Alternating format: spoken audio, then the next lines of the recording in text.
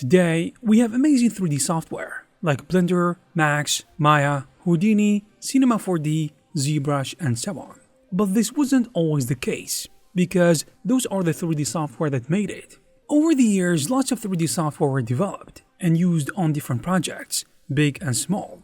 But at the end, they were all gone, for different reasons, but they ended up the same. So in today's video, I'll be going over some interesting 3D software that have been forgotten, which can give you a perspective on the history of 3D software over the last 3 or 4 decades.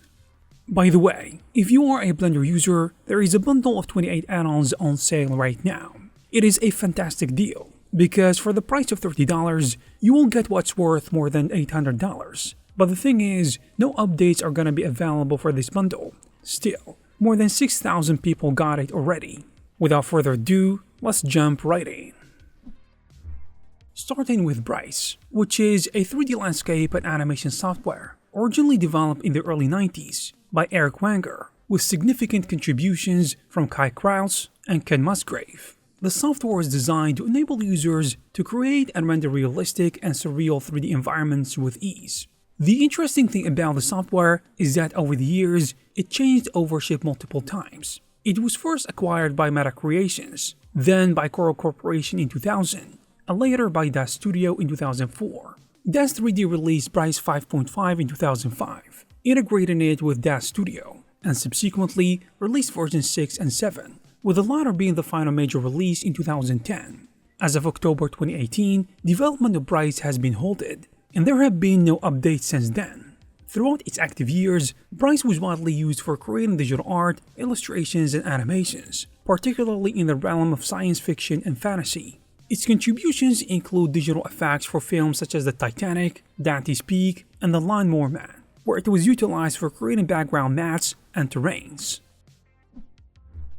The most impressive and advanced 3D software that was ever discontinued is without a doubt Softimage, previously known as Softimage XSI. Softimage was developed by a company that has the same name. In the 1980s, it was a groundbreaking 3D graphics and animation software at the time. It gained fame for its powerful character animation tools, and it was widely used throughout the 90s on major projects like Jurassic Park, the Titanic, and The Matrix. Its influence was enormous because it introduced many artists to advanced rigging, skeleton animation, and nonlinear animation workflows.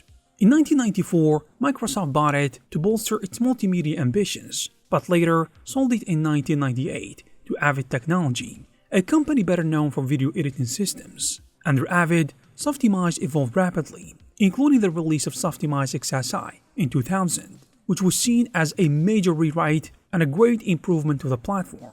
However, the 2000s were harsh. Despite technical brilliance, Softimage struggled to maintain market dominance, especially against software such as Max and Maya, and especially as Autodesk consolidated power by offering bundled deals and better integration across different industries.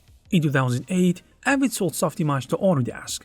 Initially, Autodesk promised to keep Softimage alive alongside Maya and Max, but it became clear over the next few years that Softimage would not receive the same aggressive marketing and development resources. In 2014, Autodesk officially announced the discontinuation of Softimage, stating that Softimage 2015 would be the final version. This end of the software was met with considerable anger and sadness in the community, because many artists believe it still had the most elegant workflow, especially for character animation, rigging, and ICE, which stands for Interactive Creative Environment. This was a node-based procedural system that was years ahead of its time, and even until this day, many artists still use it even 10 years after being discontinued, which shows the potential Softimage had. Another interesting 3D software that faded away and is now forgotten is called Marai, which was a professional 3D software for modeling and animation that was developed by Isware, built on the legacy of earlier systems like Nishiman Graphics and Symbolics as Graphics. Interestingly, its core strength was polygonal modeling and subdivision surface modeling, offering extremely precise control over topology long before many modern 3D packages did. Marai was precise, and it was praised for its powerful and elegant workflow, especially for character modeling and facial rigging. It became particularly focused because Bayrate used it extensively to model and create the facial system of Gollum in the Lord of the Rings film trilogy, which was a groundbreaking achievement in digital character animation. Despite its technical superiority in modeling, the software struggled commercially.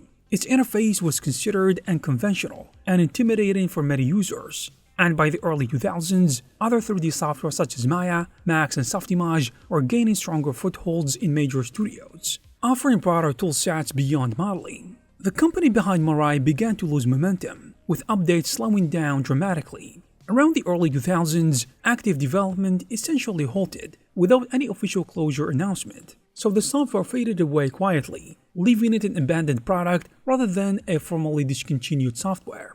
Marai's legacy lived on through community-driven projects like Wings 3D, an open-source modeling software directly inspired by Marai's approach to subdivision modeling.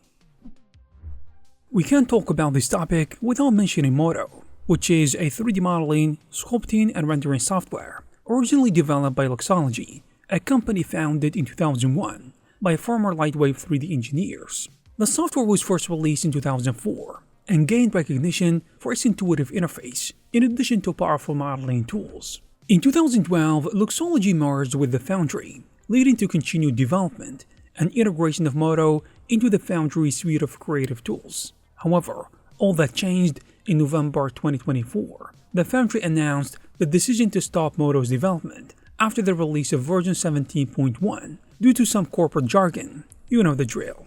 Throughout its active development, Moto was utilized in various high-profile projects across film, television, and video games. Notably, it was used in production of films such as Stealth in 2005, and Bully in 2006, and Wall-E in 2008. In the gaming industry, Moto contributed to the development of titles such as God of War Chains of Olympus, World in Conflict, Tiberian Wars, and Rage.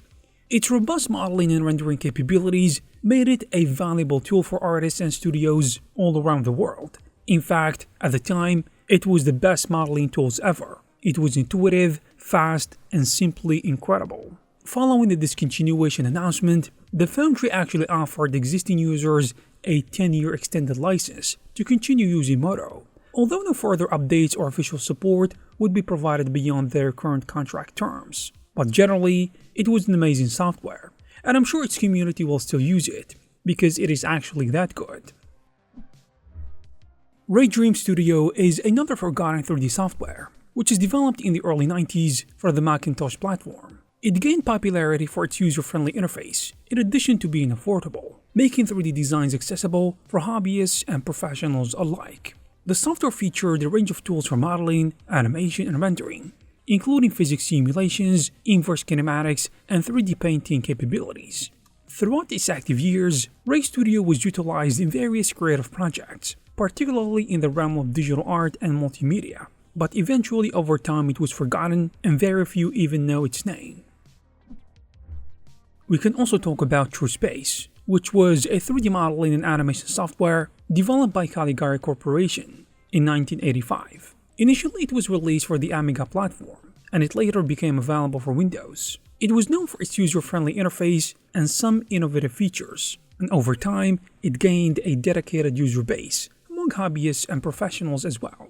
In early 2008, Microsoft acquired Caligari Corporation with the intention of integrating TrueSpace's technology into its Virtual Earth project. Following the acquisition, Microsoft made TrueSpace 7.6, which was available to download for free. However, in 2009, Microsoft announced the discontinuation of TrueSpace, which was unfortunate. Another interesting software is Animation Master, developed by Hash Incorporated. The software has been in continuous development since its inception in the late 1980s. And contrary to some misconceptions, the software has not been discontinued and remains actively supported. The latest version 19.5 was released in December 2024, and it is available to purchase through their official website. The software provides a comprehensive suite of tools for modeling, rigging, animation, and texturing, in addition to other stuff, making it a complete package for 3D animation. And while it may not be as prominent as other software in mainstream animation industry, the software still maintains a dedicated user base. That's why it still exists.